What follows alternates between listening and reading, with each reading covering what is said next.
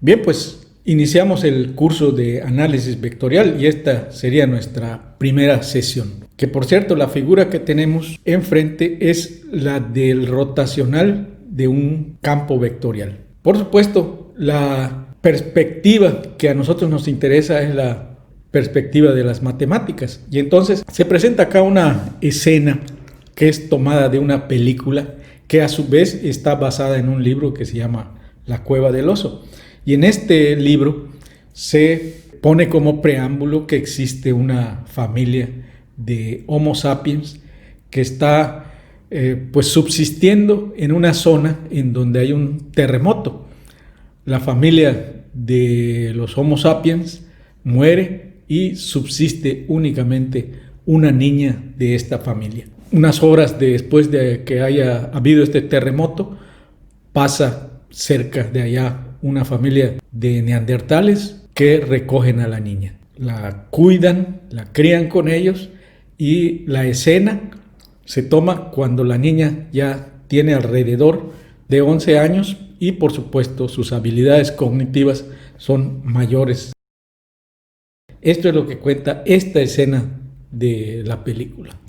Lo que nos está diciendo esta escena es que desde los neandertales ya se tenía el concepto de los escalares, ya sabían contar. Entonces dibujemos ahora una línea de tiempo que nos va a servir para análisis vectorial, por supuesto. Entonces, el concepto de número ya lo tienen los neandertales, por supuesto. Pitágoras ya conocía aún más que los números, ya conocía trigonometría, ya podían resolver algunas ecuaciones. Esto se hace hasta 1545. ¿Qué es lo que pasa entre los neandertales y 1545? Lo que sucede es que habían algunas ecuaciones que no se podían resolver, las que tenían como resultado las raíces pares de números negativos. Y se da para ese entonces que un par de italianos, Girolamo Cardano y Niccolò Fontana, bien conocido como Tartaglia, pueden resolver las raíces pares de números negativos.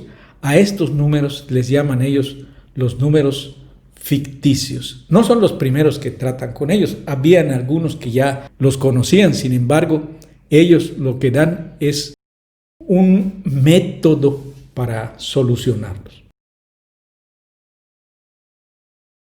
Desde 1545 a 1619 no se hace más nada sobre los números ficticios. Renato Descartes tampoco trabaja sobre los números ficticios, pero lo que él hace es que empieza a pensar cómo poder ubicar un cuerpo en el espacio y en particular en el plano cartesiano. Entonces lo que hace es poner en un eje real a los números enteros, en el otro eje perpendicular a otros números enteros, y de esa manera ubica perfectamente a un objeto. Entonces lo que él diseña en ese momento es el plano cartesiano, formado por dos ejes reales. Después de 1619 hasta 1833 se desarrolla, por supuesto, más el plano de Descartes, ya se habla del espacio de coordenadas 3D, hasta Carl Friedrich Gauss. Lo que hace Gauss realmente es, del sistema bidimensional de Descartes, quita uno de los ejes reales, el que corresponde a la Y, deja en el eje X los números reales y en el eje Y pone a los números imaginarios. Entonces lo que inventa Friedrich Gauss es el plano complejo. De 1833 hasta 1843 ya se empiezan a cortar un poco las distancias en tiempo. Aparece otro matemático que se llama William Rowan Hamilton. Este físico matemático lo que hace es lo siguiente. Bueno, vamos a suponer que tomamos el plano complejo de Gauss y le agregamos otro eje imaginario, es decir, inventa un sistema que él le llamó en ese momento los supercomplejos. Entonces vamos a ver cómo funcionan estos números complejos, que es lo que trataba Gauss. Vamos a suponer que hacemos la multiplicación de dos números complejos y obtenemos este resultado que está al final. Pero vamos a simplificar un poco más esta operación para ver qué es lo que pasa. Vamos a decir que la A vale 1, que la B vale 2, que la D vale 1 y que la C vale 0.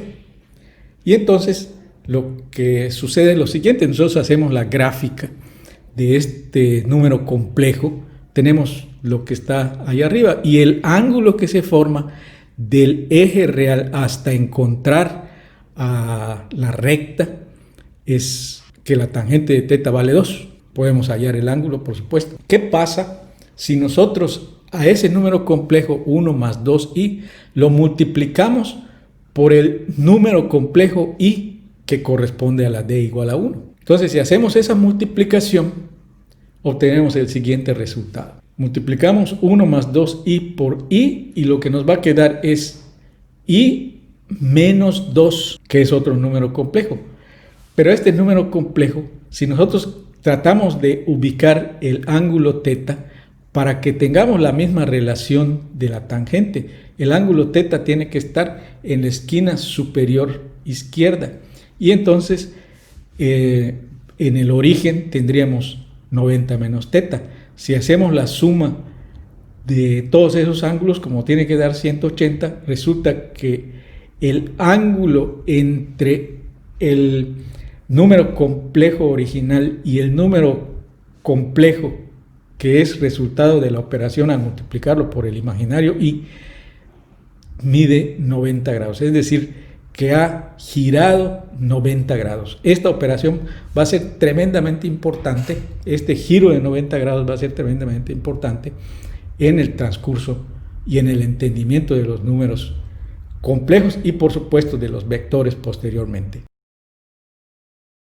Entonces lo que hace William Rowan Hamilton es añadir un eje imaginario adicional, es decir, ya tenemos un sistema tridimensional en donde uno de los ejes es real y dos de los ejes son imaginarios. Entonces vamos a suponer que a este sistema de números supercomplejos, ante las sumas se podía resolver la operación sin ningún problema. Sumo reales con reales, imaginarios con imaginarios, imaginarios en la dirección y con imaginarios en la dirección y, imaginarios en la dirección j con imaginarios en la dirección j, y todo se comporta adecuadamente. Pero ante las multiplicaciones el sistema ya no funciona. Entonces tenemos acá una operación que nos trata de representar las multiplicaciones. Cuando yo multiplico real con real, pues obtenemos un real. Cuando multiplico un real con un imaginario, pues obtenemos un imaginario en i y en j. Pero ahora cuando multiplico el número imaginario i con el imaginario j, ya no se sabe qué es lo que pasa con el resultado. Lo mismo va a suceder si multiplicamos j con i, no se va a conocer el resultado. Entonces William Rowan Hamilton ante las sumas no tenía ningún problema, pero ante las multiplicaciones ya no podía obtener ningún resultado. Empieza a generar varias posibilidades. Una, por supuesto, es que nos dé -1, y el problema es que no puede resolver qué pasa ante las multiplicaciones y durante 10 años está analizando qué es lo que pasa con este resultado. Hasta que un día, según cuenta la leyenda, está cruzando por el puente de Brougham y en medio del puente se le ocurre la solución y corre hasta el árbol que está al final del puente y graba con un cuchillo que tiene a la mano la solución que se le había ocurrido. ¿Y cuál es la solución que se le había ocurrido? Que no se puede resolver esto si no se añade un nuevo eje imaginario. Es decir, ya tenemos 3D. Al añadir otro eje, pues ya tendríamos 4D, entonces ya no queda en la representación. Entonces, al añadir este otro eje que le llama el eje de las Ks, que es otro eje imaginario, lo que hace realmente es definir a un número que le llama los hipercomplejos. Entonces, tratando de trabajar con los supercomplejos. No se puede resolver con los supercomplejos las multiplicaciones y tiene que definir a los cuaternios o hipercomplejos. Entonces los hipercomplejos ya definen completamente el sistema y esta es la tabla que se presenta. Entonces William Rowan Hamilton define los cuaternios o hipercomplejos que resuelven el sistema. Él aplica estos hipercomplejos a la mecánica. De hecho hay una ecuación que él tiene que se conoce como la hamiltoniana, pero también se aplica a la teoría electromagnética. Las primeras formas de teoría electromagnética, las ecuaciones de Maxwell, son escritas en función de los cuaternios.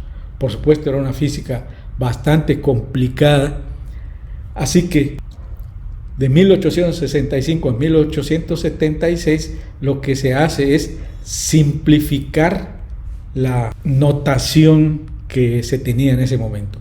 Entonces Oliver Heaviside lo que hace realmente es quitar a los números reales y deja solo los ejes imaginarios, I, J y K, que por supuesto estos ya definen a los vectores. Entonces cuando nosotros estamos tratando de vectores, lo que estamos tratando es con un sistema de números imaginarios. Pero las rotaciones, que esto es lo importante de la operación que vimos anteriormente, las operaciones de multiplicación nos van a dar rotaciones perpendiculares, pudiendo salirse del sistema 3D complejo a el sistema real.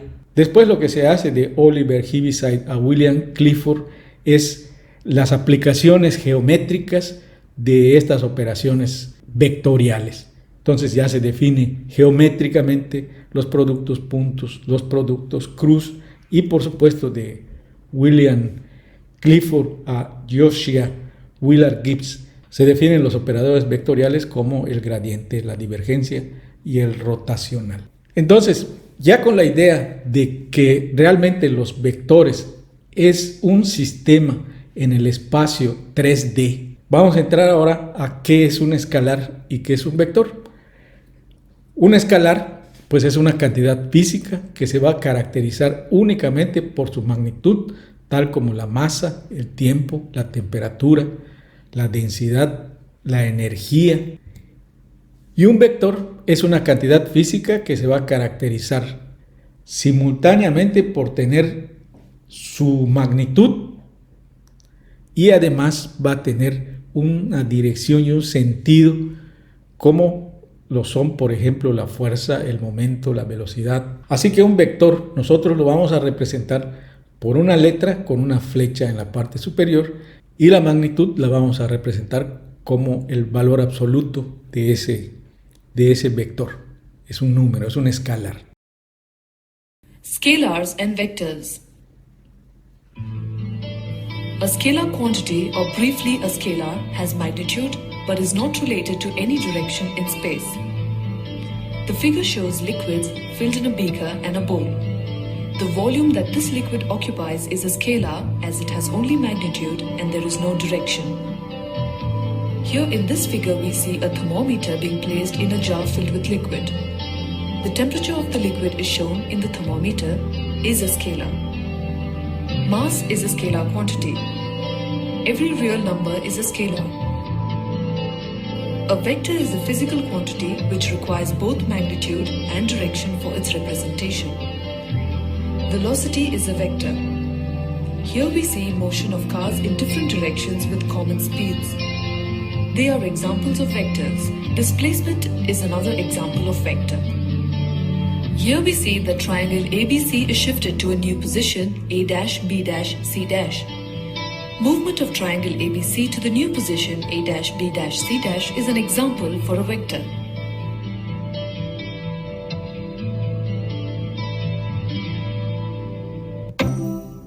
Physicists, air traffic controllers, and video game creators all have at least one thing in common: vectors. What exactly are they, and why do they matter? To answer, we first need to understand scalars. A scalar is a quantity with magnitude. It tells us how much of something there is. The distance between you and a bench and the volume and temperature of the beverage in your cup are all described by scalars. Vector quantities also have a magnitude, plus an extra piece of information: direction. To navigate to your bench, you need to know how far away it is and in what direction, not just the distance, but the displacement. What makes vectors special and useful in all sorts of fields is that they don't change based on perspective, but remain invariant to the coordinate system. What does that mean?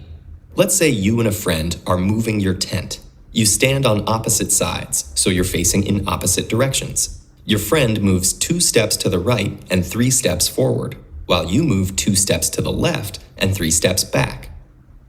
But even though it seems like you're moving differently, you both end up moving the same distance in the same direction, following the same vector. No matter which way you face or what coordinate system you place over the campground, the vector doesn't change. Let's use the familiar Cartesian coordinate system with its x and y axes. We call these 2 directions our coordinate basis because they're used to describe everything we graph. Let's say the tent starts at the origin and ends up over here at point B. The straight arrow connecting the 2 points is the vector from the origin to B. When your friend thinks about where he has to move, it can be written mathematically as 2x plus 3y, or like this, which is called an array, regardless of the language used to describe it. It turns out that scalars also share this coordinate invariance property. In fact, all quantities with this property are members of a group called tensors. Various types of tensors contain different amounts of information. Does that mean there's something that can convey more information than vectors? Absolutely. Say you're designing a video game and you want to realistically model how water behaves. Even if you have forces acting in the same direction with the same magnitude, depending on how they're oriented, you might see waves or whirls. When force, a vector, is combined with another vector that provides orientation, we have the physical quantity called stress, which is an example of a second-order tensor. These tensors are also used outside of video games for all sorts of purposes, including scientific simulations, car designs, and brain imaging. Scalars, vectors, and the tensor family present us with a relatively simple way of making sense of complex ideas and interactions. And as such, they're a prime example of the elegance, beauty, and fundamental usefulness of mathematics. Bueno, ¿qué nos está diciendo realmente en este video? Lo que nos está diciendo es que los escalares y los vectores son parte de una entidad más grande que son los tensores. Pero otra cosa que nos está diciendo también es que los vectores son trasladables. Entonces nosotros podemos hacer una operación y esta operación se puede trasladar de un espacio a otro. Entonces esto lo vamos a tener en cuenta en las aplicaciones que hagamos de análisis vectorial. Continuamos en la siguiente sesión.